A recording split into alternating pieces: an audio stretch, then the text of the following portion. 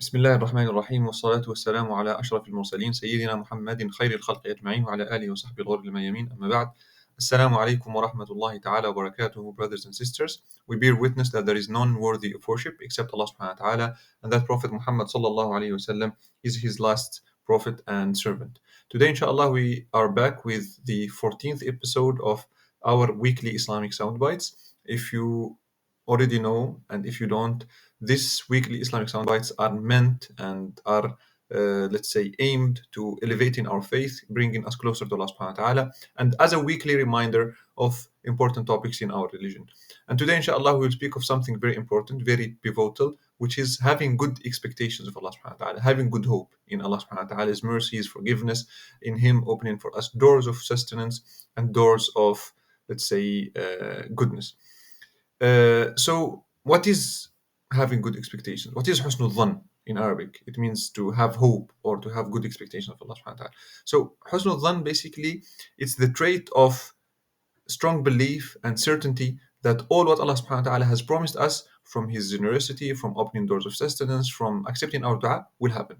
So in a nutshell, to have good hope or to have good expectations of Allah subhanahu wa ta'ala is to know certainly that what Allah subhanahu wa ta'ala promised you will happen, whatever that is, goodness or badness.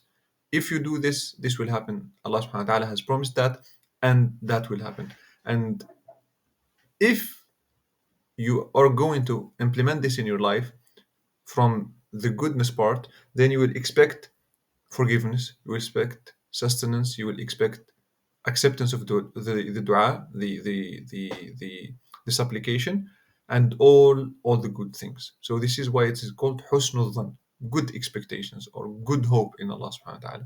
And there are actually many ahadith that speak about this, and there are many verses in the Quran as well. For example, if we go to the ahadith, it is narrated by Jabir ibn Abdullah radiallahu anhu that he heard the Prophet sallallahu alaihi wasallam 3 days before his death say, لا يموتن أحدكم إلا وهو يحسن الظن بالله عز وجل. Meaning, the Prophet ﷺ said, 3 days before his death, let none of you die unless he has good expectations from Allah. Why did the Prophet ﷺ make this reminder to the Sahaba and the people around him 3 days before his death? Because this is very important. Once you expect good from Allah subhanahu wa ta'ala, you will certainly get good. And this is why Imam Ahmed said, لا يزال العبد بخير ما نوى الخير. One is still in goodness as long as he intends goodness. And we can here move from this analogy to one is still in goodness as long as he is expecting goodness from Allah subhanahu wa ta'ala. But yeah, having good expectations only without practicing and without doing the work is not enough. We need to have good expectations and we need to strive and do the means that Allah subhanahu wa ta'ala asked us to do and ordered us to do so that we gain His forgiveness, we gain His, let's say, acceptance of the dua and all of that. There is another hadith actually by Prophet sallallahu alaihi wasallam where he said, and this is actually a hadith Qudusi, meaning that Prophet sallallahu alaihi wasallam narrated this on behalf of Allah subhanahu wa ta'ala. And on the authority of the Prophet sallallahu alaihi wasallam, he said, Allah subhanahu wa ta'ala said, I am as my servant thinks I am, so let him think of me as he wishes. Meaning that Allah subhanahu wa ta'ala is saying, I am as my servant expects from me. So let my servant expect from me whatever he wishes. Imagine this strong statement from Allah subhanahu wa ta'ala. Allah is telling us as his servants, look, my servant, I am as you think of me. If you think of me and you have good expectation from me, then that is what you will get. And if you have bad expectations from me, you lose hope, you're desperate, then this is what you will get. And it's very easy. It's just something that is in your heart that you have to train and tame your heart to always expect goodness from Allah subhanahu wa ta'ala. And why we're mentioning this topic of having good expectations and good hopes? Because, yeah, we all know, brothers and sisters, that life should put us through, and Allah subhanahu wa ta'ala will put us through these trials and tribulations. And a lot of things to test our faith, to test our iman. It's whether death, loss of money, a lot of things, situations where it's only by the aid of Allah subhanahu wa ta'ala that you can overcome them. However, how the true believer is distinguished from the not the fake believer, but from the one who is weak in iman, they are distinguished by relying on Allah subhanahu wa ta'ala to overcome that hardship, and at the same time having good expectation from Allah subhanahu wa ta'ala and believing that Allah Azza wa Jal has not put me through this situation except unless He knows that if I rely on Him, I will pass it, and He knows that this is good for me. Whatever happens to you in your life, it's good for you. Never imagine that what happens to you is bad.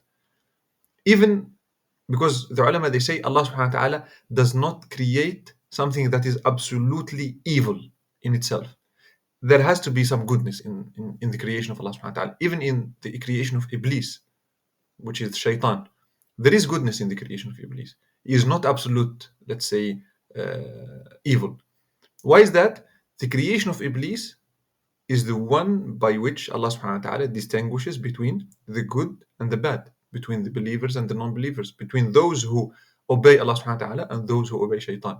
So you see the wisdom behind this. So this is why we say all that comes from Allah subhanahu wa ta'ala is good. And this is what the Prophet ﷺ said, وَالشَّرُّ لَيْسَ إِلَيْكَ, meaning evil does not come from you, O Allah. And speaking of the verses that actually warn us against having bad expectations of Allah subhanahu wa ta'ala, we can find one in Surah Yusuf, for example, verse 87, where Allah subhanahu wa ta'ala says, and this is in verse 87 as I mentioned, and never give up hope of Allah's mercy. Certainly no one despairs of Allah's mercy except the people who disbelieve. Look at this very strong statement from Allah subhanahu wa ta'ala in Surah Yusuf. He says, O people, never give up of hope of Allah subhanahu wa ta'ala's mercy. Never cease to have good expectations that Allah will basically forgive you and have mercy upon you. Certainly, no one despairs of Allah subhanahu wa ta'ala's mercy except the people who disbelieve. It's only disbelievers who have lost, let's say, hope in Allah's mercy. Why is that? Because as I mentioned, they already lost the foundation. They already lost the most important thing, which is believing in Him. And if you don't believe in Allah subhanahu wa ta'ala, then you should never expect goodness from Him, because you are not grateful actually to the one who created you. So how can you be expecting goodness from Him? And then another verse, Allah subhanahu wa ta'ala is warning us and saying, and this is Sayyidina Ibrahim, Prophet Ibrahim alayhi salam, in Surah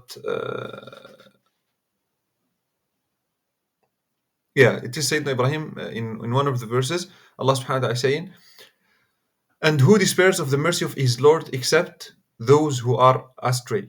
So then again, it's not the believers who have strong faith in Allah subhanahu wa ta'ala who become desperate of Allah's mercy. It's only those who have went astray. And if you go around and see why people actually deviated from Islam, you will find that the beginning was having bad expectations from Allah subhanahu wa ta'ala, or kind of objecting to the what Allah subhanahu wa ta'ala decreed, objecting to the destiny of Allah subhanahu wa ta'ala. So they say, for example, yeah, Allah will not forgive me, I have already made these sins, and I'm already, let's say, like deep in the sins that I'm committing, whether it is drinking alcohol or fornication. And once they go there, there are some people who go there, but still they have good expectations that Allah will forgive us. So they blame themselves, and they are conscious that what they are doing is bad. And this good expectation from Allah subhanahu wa ta'ala, by the end, brings them back to the right path. However, those who went deep in those sins and then lost hope of Allah subhanahu wa ta'ala, they will just continue following the desires and the temptations, and they will lose hope of Allah's mercy. And that's the moment where they fall into disbelief, and then they leave Islam totally and they become non-Muslims. We ask Allah subhanahu wa ta'ala to save us from this. And to give an analogy here, let's imagine someone goes to someone very wealthy, someone who has a lot of money, and he asks him for, let's say, 1 million zloty, $1 million or whatever. However, in his heart, in the bottom of his heart, he knows that, or he thinks that that person will not give him money. And that wealthy person knows that the man who came asking for the money doesn't have good expectations of him. He thinks that he is stingy. He thinks that he will not give him the money. You think that wealthy man will give the money to that person who came to ask for it? Of course not, because you're coming to a person that you already think he will not give you what you want. So why come and ask me? I am a person who you think I'm stingy, you think I will not give. I will not give you the money that you're asking for. And وَلِلَّهِ الْمَثَلُ الْأَعْلَى, to Allah is the best examples.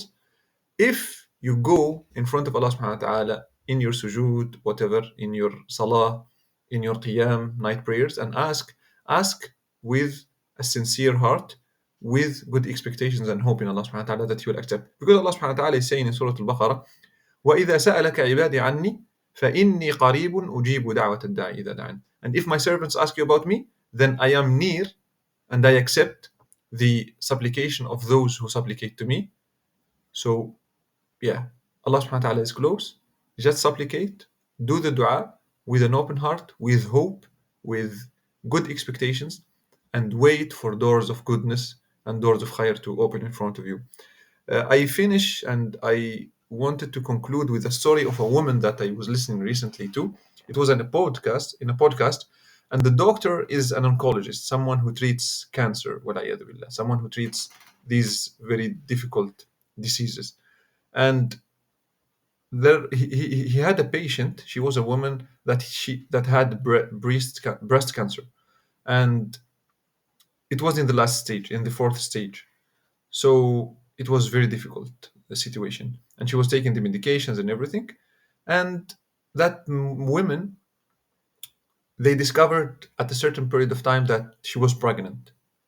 So the doctor told that woman that, you know what, we need to stop this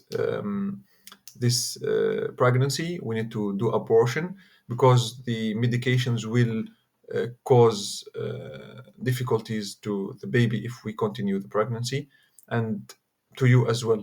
We cannot stop the medications.